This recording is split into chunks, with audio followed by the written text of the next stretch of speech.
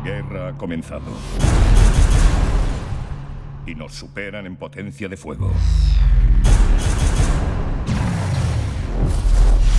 Director Furia, creo que es la hora.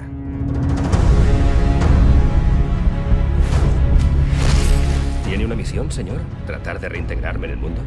Tratar de salvarlo. Doctor, necesitamos su participación. Y sí, me niego. Le convenceré. ¿Qué está pidiéndome que haga? Se llamaba la Iniciativa Vengadores.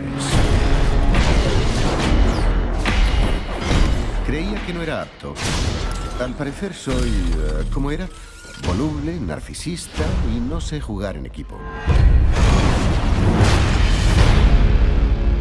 Necesitan un descanso.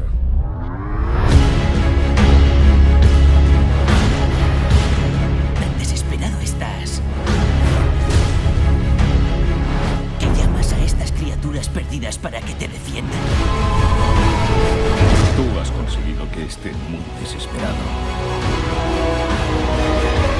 No somos un equipo. Somos una bomba.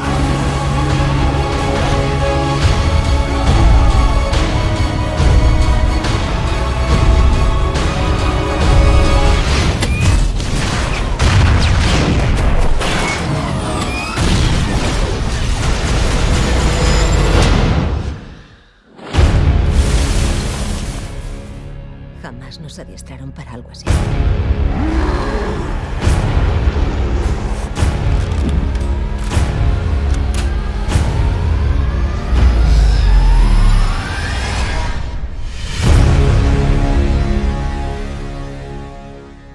Chicos, conmigo llega la fiesta.